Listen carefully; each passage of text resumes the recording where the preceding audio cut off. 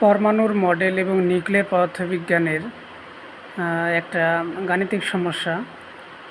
বলা আছে কোনো তেজস্ক্রিয় পদার্থের অর্ধায়ু 100 বছর হলে কত বছর পর উহার তেজস্ক্রিয় তা ক্ষয়প্রাপ্ত হয়ে 1/10 হবে, 1/10 হবে। তাহলে এই ক্ষেত্রে অঙ্কটা করার জন্য আমাকে প্রারম্ভিক যে পরমাণুর সংখ্যা সেটা দেওয়া নেই। ধরে নিলাম যে প্রারম্ভিক পরমাণুর সংখ্যাটা হচ্ছে n0। তাহলে এখানে অখ্যাত পরমাণুর সংখ্যাটা কত হবে সেটা আমি বের করে নিই। অখ্যাত পরমাণুর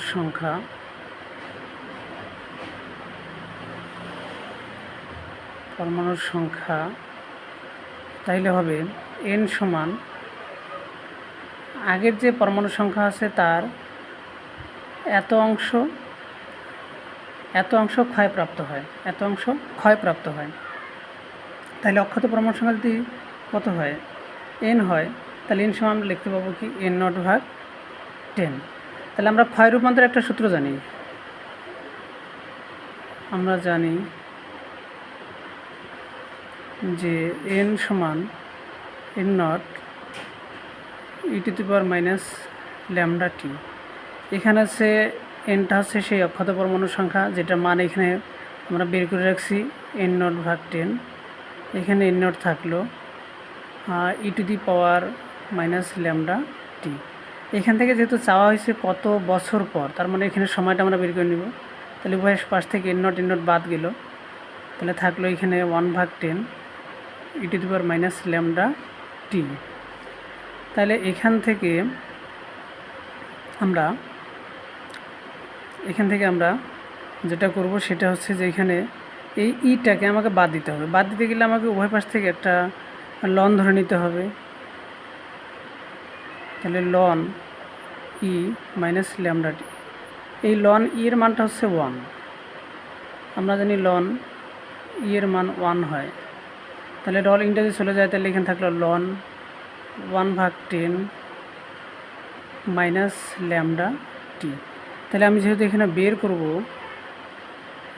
করব হচ্ছে কি যে টিটা বের করব, তাহলে সেই ক্ষেত্রে ল্যামডাটা এই পাশে এসে কী হয়ে যাবে, ভাগ হয়ে যাবে। তাহলে -λ লন 1/10। এখন এখানে একটা বিষয় যে আমরা এই ল্যামডার মানটা কিন্তু জানি না, কিন্তু এখানে অর্ধায়ুর একটা মান দেওয়া আছে। তাহলে অর্ধায়ুর সূত্র থেকে আমরা ল্যামডার মানটা বের করে নিতে পারি। অর্ধায়ুর সূত্রটা ছিল 0.693/λ। তাহলে এই ল্যামডাটা থাকলো, এই অর্ধায়ুটা যদি এখানে নিয়ে আসি 0.693, তাহলে এই মানটা বসে যদি ভাগ করে দিই 0.693 ভাগ হচ্ছে 1000, তাহলে এখান থেকে এটা মানটা পাওয়া যাবে 6.93 × 10⁻⁻⁴। তাহলে এবার এই মানটা যদি এখানে বসিয়ে দেই, লন 1/10, ল্যামডার মানটা হচ্ছে -6.93 × 10⁻⁻⁴। তাহলে এখান থেকে ভাগ করলে দেখা যায় আমরা যে মানটা পাবো, ক্যালকুলেটরে হিসাব করলে এই মানটা বের হয়ে আসবে 62 ইয়ার।